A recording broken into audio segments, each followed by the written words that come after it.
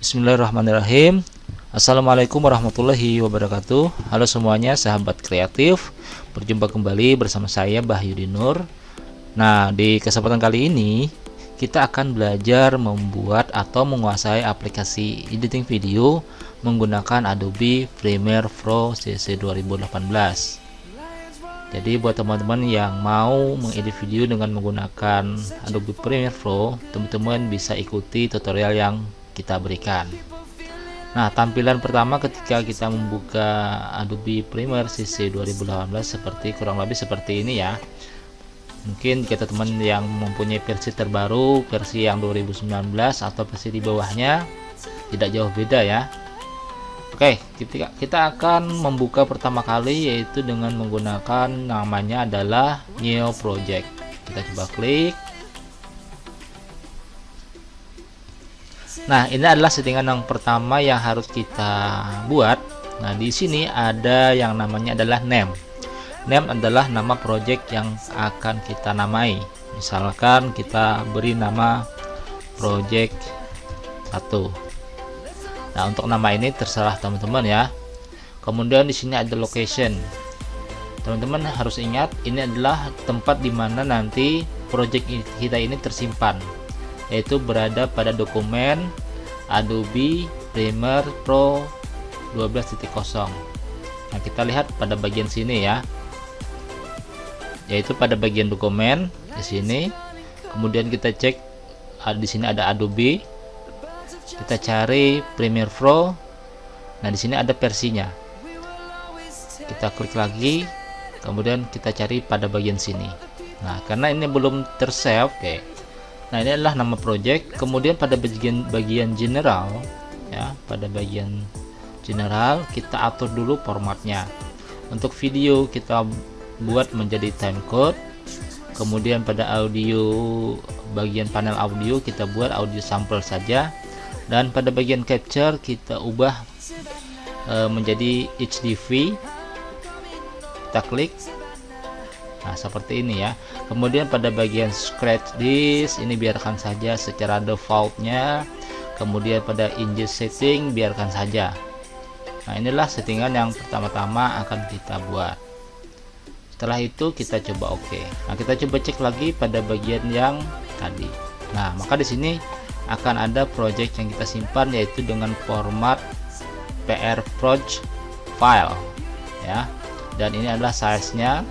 Size ini tergantung dari berapa kapasitas yang sudah kita import semua footage, video, audio dan sebagainya. Nah, ini adalah tampilan dari workspace dari Adobe Premiere kita. Nah, kemudian setelah ini jadi, kita akan membuat sebuah sequence ya. Caranya membuat sebuah sequence adalah kita pilih file. Di sini ada yang namanya ada new, kemudian kita pilih sequence atau Ctrl N. Kita coba klik. Nah, akan ada semua sequence preset yang ditampilkan ya. Nah, di sini kita yang paling sering digunakan adalah formatnya di PNTSC dan juga ada di PFAL. Ini terserah teman-teman mau pilih yang mana ya. Nah, namun saya sarankan ketika ini kita klik, kita pilih misalkan yang kualitasnya cukup tinggi ya. Misalkan kita pilih widescreen H48 ke HZ. Nah, teman-teman bisa lihat di sini adalah keterangannya, di mana editing mode-nya adalah di PNTSC, time base-nya 29,97 frame per second. Kemudian size-nya adalah 720. Namun di sini nanti kita akan ubah ya.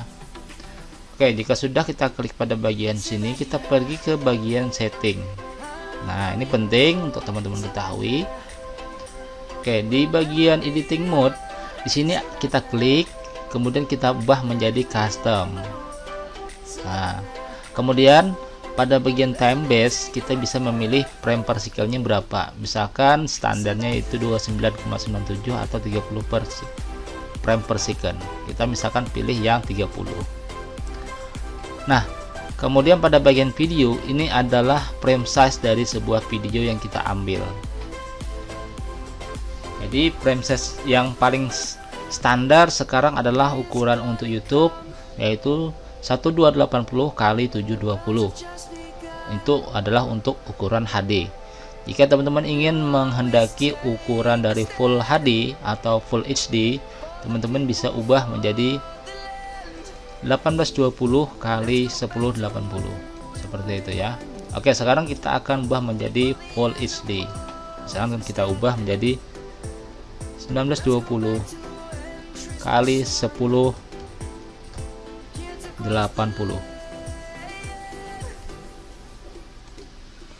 Nah, seperti ini. Kemudian untuk rasionya, aspek rasionya kita ubah menjadi square pixel 1.0. Maka di sini akan berubah ya. Vertikalnya adalah 16:9 dengan berbentuk landscape.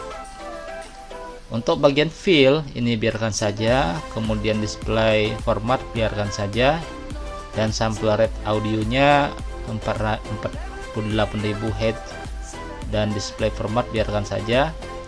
Setelah itu kita bisa pilih pada bagian format preview atau preview format. Kita klik pada bagian sini. Nah, di sini kita bisa pilih mau yang mana ya. Kita misalkan pilih yang P2. Nah, seperti ini. Maka di sini akan berubah ya. Oke. Kita pilih P2. Nah, setelah itu pada bagian width, height di sini ada reset. Kita pilih reset agar width dan height-nya serupa dengan frame size video yang sudah kita buat. Kita reset, maka di sini akan berubah. Seperti itu. Dan untuk pada bagian track video ini biarkan saja. Setelah itu nama sekuen yang mau kita ubah bisa kita ubah atau biarkan secara default. Nah, ini adalah settingan untuk membuat sekuen. Kalau sudah, kita pilih OK.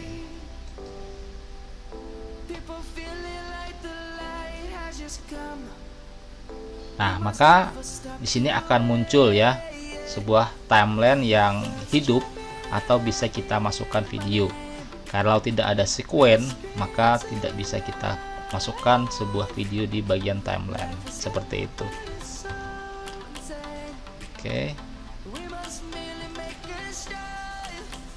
Nah, ini sudah ada. Nah, sekarang kita akan membahas tampilan dari workspace yang ada seperti ini. Nah, untuk tampilan yang seperti ini, pada bagian atas ini dikenal dengan istilah search ya. Search adalah sebuah panel yang digunakan untuk mengedit file mentah sebelum kita impor ke bagian timeline. Sedangkan bagian project itu adalah kumpulan dari audio, video, gambar, dan lain sebagainya, yang mana sebelum kita impor ke bagian timeline atau bagian search akan dimasukkan dulu ke bagian project. Dan pada bagian di sini, bagian timeline ini adalah disebut dengan timeline, di mana timeline ini adalah untuk melihat atau memasukkan video dan mengatur durasi video sesuai dengan namanya, yaitu timeline. Dan pada bagian sini, di bagian panel hitam ini disebut dengan program. Nah, program ini adalah untuk menampilkan kumpulan dari beberapa video yang dimasukkan ke dalam sebuah timeline di sini. Maka akan terlihat pada bagian sini. Nah, ini adalah dari menu panel-panel yang ada di bagian workspace, yaitu ada search, kemudian project, kemudian timeline, dan juga ada program. Dan kemudian jika teman-teman ingin atau menghapus panel yang tidak diperlukan pada bagian sini, nah caranya cukup mudah. Misal kita menghapus pada bagian sini ya. Di sini media browser jarang kita gunakan. Kita klik kanan dan kita coba close panel. Nah, maka dia akan hilang. Kemudian libraries jarang kita pakai, kita klik kanan, kemudian pilih close panel. Info juga kita close panel. Dan untuk efek project ini sering kita pakai ya. Kemudian marker biarkan saja dan historis biarkan saja. ataupun misalkan pada bagian sini ya, di bagian source kita hapus saja, klik kanan kita close panel, klik kanan kita close panel. Nah, jika teman-teman ingin memunculkan kembali, caranya cukup mudah. Kita pilih atau kita klik pada bagian Windows. Nah, di sini akan ada menu-menu atau submenu yang perlu kita munculkan. Misal kita mengklik pada bagian media browser, kita klik, maka akan muncul lagi. Untuk menghilangkannya, kita bisa pergi ke Windows atau dengan klik kanan pada bagian media browser, kita pilih close panel, atau pada bagian Windows kita uncheck list. Kemudian di sini kita hilangkan. Nah, seperti itu ya. Oke, ini adalah tampilannya. Kemudian kita akan masuk ke bagian workspace. Workspace adalah tampilan dari panel-panel yang ada. Di sini misalkan kita melihat ada workspace assembly, kemudian editing, color, effect, audio, grafik, dan libraries.